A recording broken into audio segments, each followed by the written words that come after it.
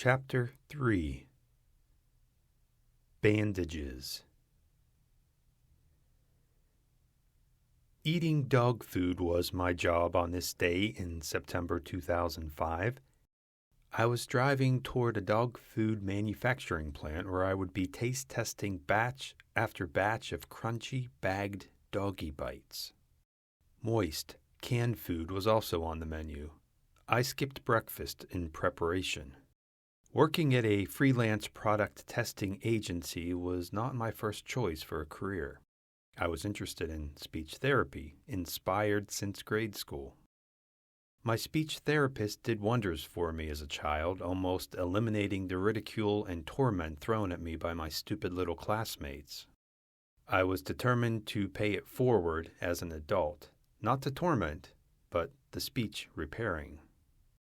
My determination fizzled after 1 year at college. I was a decent student, academically speaking, throughout high school, so I focused more on partying on campus.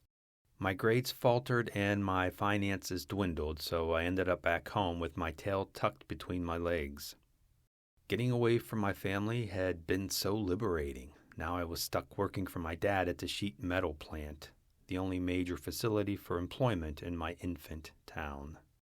It wasn't until my father fired me I had to think seriously about my future and my career options. Getting canned by my father was horribly pathetic and far from brag-worthy, so I told everyone outside of the plant I got a shard of metal in my eye, forcing me to retire early from the business. This led to my nervous eye twitching. It sometimes looked like I was winking, which created an awkward experience with an elderly toothless lady at my grandmother's funeral. I could have scored that day, but my grandmother would not have appreciated the foreplay behind her new home in a box. The twitching eventually subsided, and I was never propositioned again.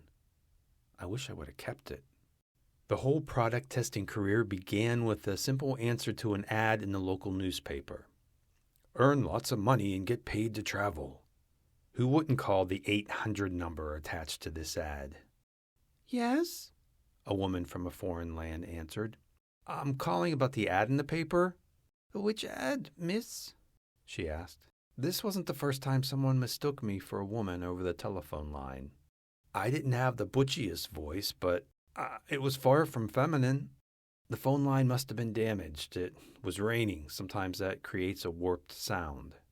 The making lots of money ad and getting paid to travel? And I'm a Mr., not Mrs., I corrected as my eye twitched. Oh, yes, we ask you come to office to talk. Can you tell me anything about the job? I asked, annoyed when she didn't apologize for emasculating me. Sales, please come talk, she pleaded, sounding desperate.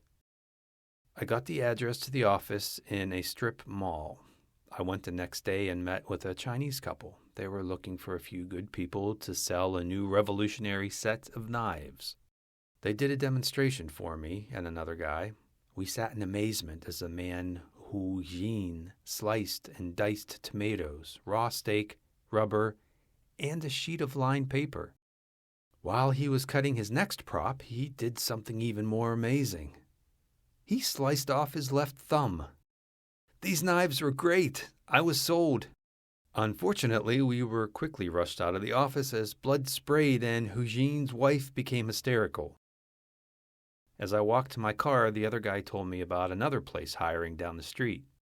This was the product testing gig, and I followed him to fill out an application.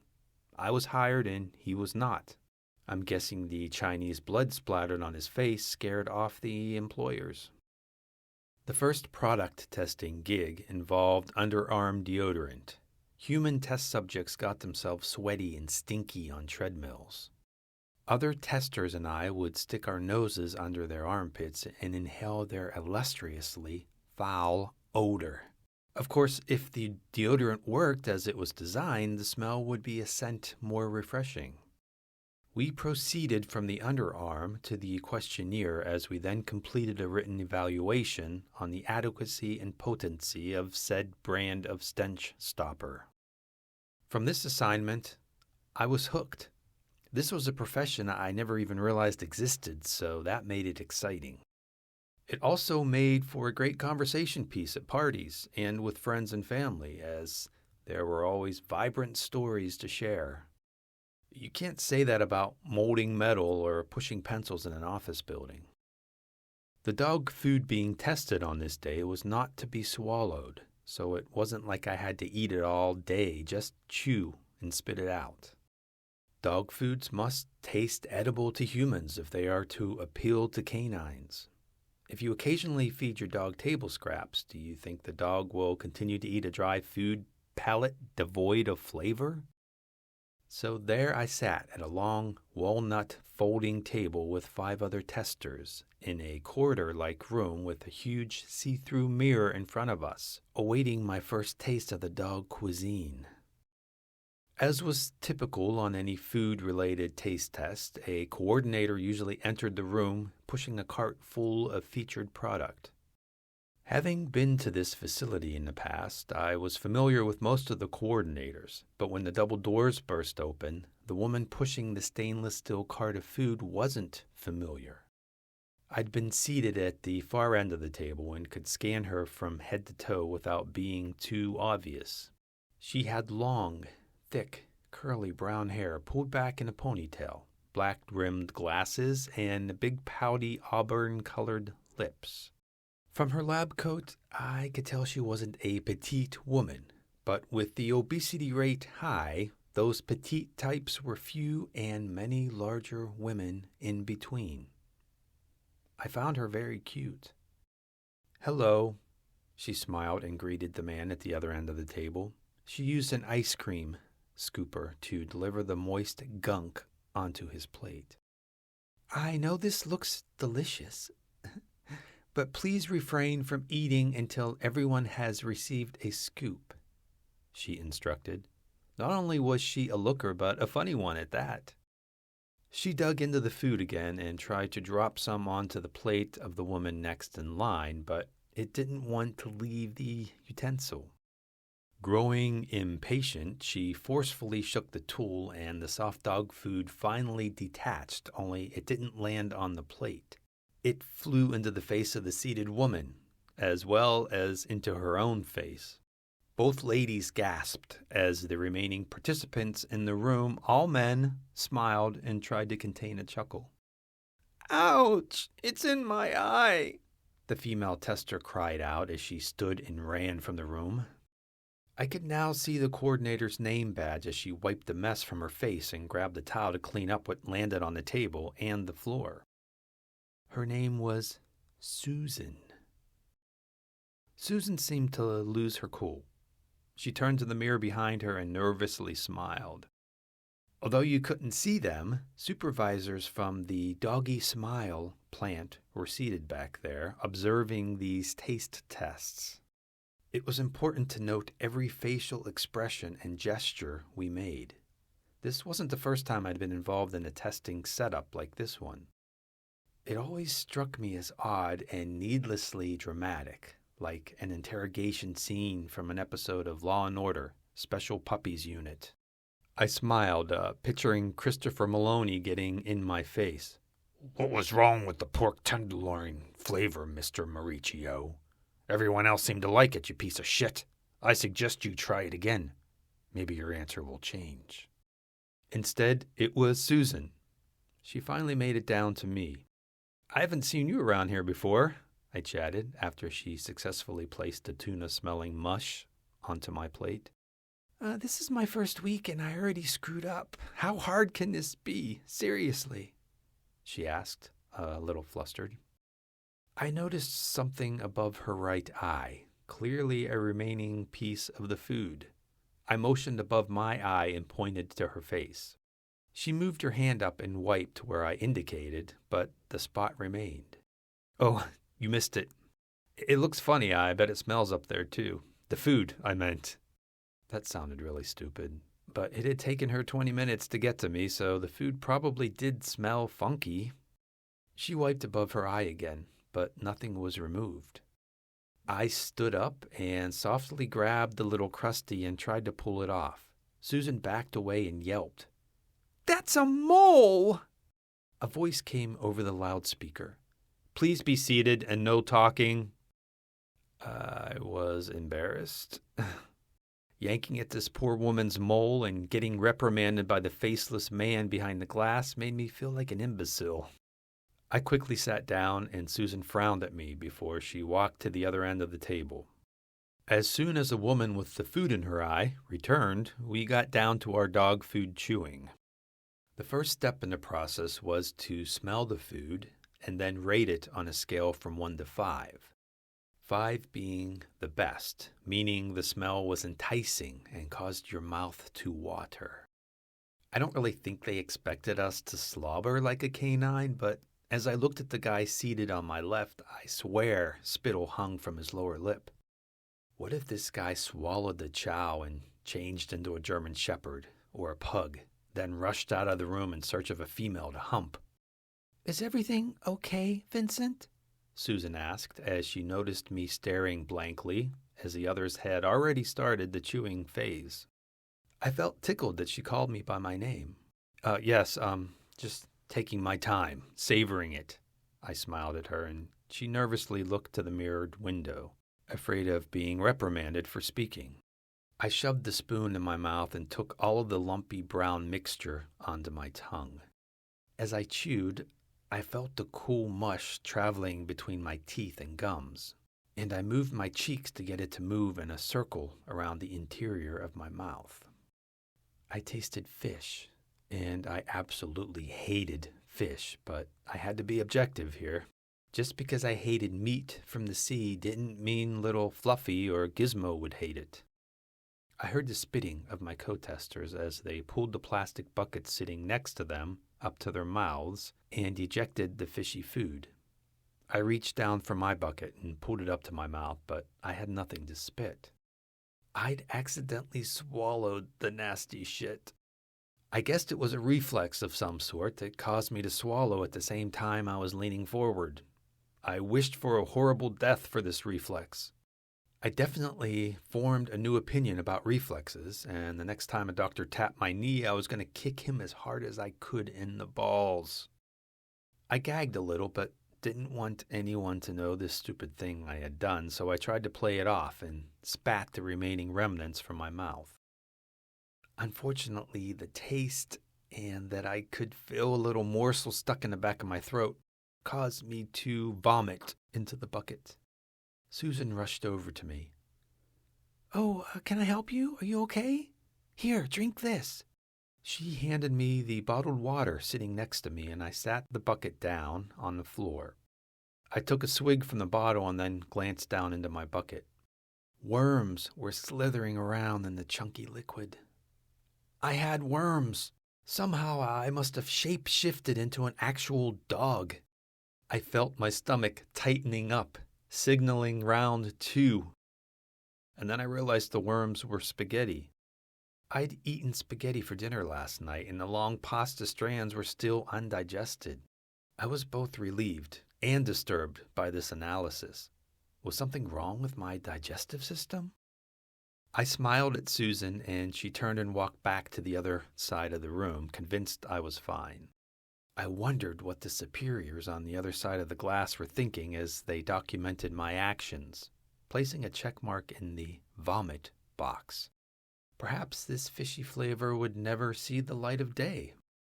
This wasn't my first on-the-job hurl. It happened once while taste testing a new flavor of soda formulated with protein. It was a cross between a protein drink and a cola-flavored soda, and it tasted hideous. I could compose myself and carry on with the rest of this testing. A couple hours and several dog food flavors later, Susan was replaced with a male coordinator. I wasn't sure if she went to perform some other duties or if something else happened to her. She wasn't very efficient, slow, and kind of sloppy, but she was also new and cute. I hoped they would give her a bit more time to get acclimated. The end of the workday rolled around, and after some teeth brushing, flossing, and gargling with mouthwash, I headed out to the large parking lot, hoping to find my vehicle. My thoughts on dinner could not reach a conclusion. Was this a frozen dinner night or a fast food binge night? My weight was getting a bit out of control, but I stressed little over it. I justified eating poorly. I didn't have time to cook a healthy meal, and I couldn't afford all those organic foods.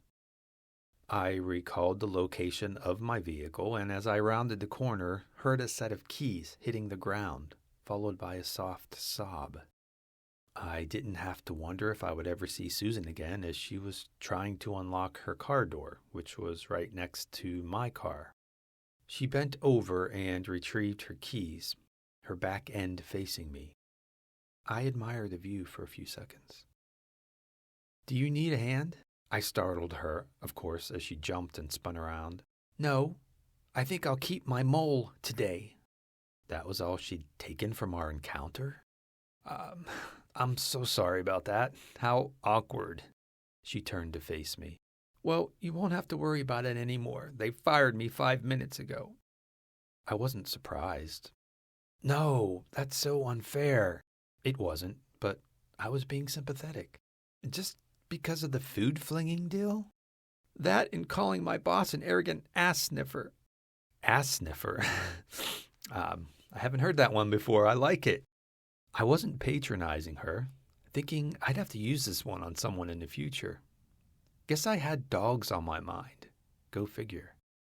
I glanced down and noticed a thin stream of blood trickling down below her skirt line under her kneecap. I pointed but didn't touch. "What happened?" She looked down and shrieked. She stumbled, and I quickly stepped over to help stabilize her. "Blood makes me weak. I can't look at it, especially my own." She closed her eyes. "Stand here a moment. Lean against your car." I walked to mine, unlocked it, and grabbed my little first aid kit from the back and carried it around to my hood. I removed some gauze pads and wetted them with peroxide and walked back to Susan. "May I?" I wanted to get permission before I touched her again. Yes, please." I kneeled and lightly wiped the blood off her leg to expose a little scrape right above her knee. "I ran into the door as I was leaving. Imagine that. Like my day couldn't get any worse." I cleaned her up and walked back to the kit and pulled out a bandage and covered her scrape. You really don't have to do all this," she said. "It's very sweet." While I was down there, I noticed another bandage on the side of her other leg, and one on her wrist, as well as one on her elbow. The one on her elbow had a cartoon character pattern. I hadn't noticed these in the testing room. Being that she was in a sensitive state and I was gaining confidence to ask her out on a date, I decided not to joke about the bandages. It wasn't until several months later, after comfortably dating, that I discovered she truly had a bandage fetish. If she attracted a splinter, she bandaged it. If she nicked her calf while shaving, she bandaged it. If she made her cuticles bleed while trimming, she bandaged them. Had I known she would abandon me years later, I would have asked to borrow a handful of those bandages to help repair my broken heart. My heart is literally broken below me. I watch the paramedics gently place my body on a stretcher. I am dead. They aren't covering my face with a sheet, though, so perhaps there's hope inside the ambulance? More sophisticated medical equipment inside there? An even larger crowd has gathered around the site, trying to feed their curiosity. There's nothing to see here, people. Move on to your happy, healthy lives. Enjoy the pound cakes and the sirloin steaks. A man in a business suit snaps a picture on his smartphone. My life and probable death have now become a social media event, dumb phones. I felt pressure on what should be my right shoulder. I realize it's a hand and that someone or something is levitating next to me. We are quickly sucked through some sort of vortex. As I look around, I discover this tunnel was made from the lettuce from my supermarket basket.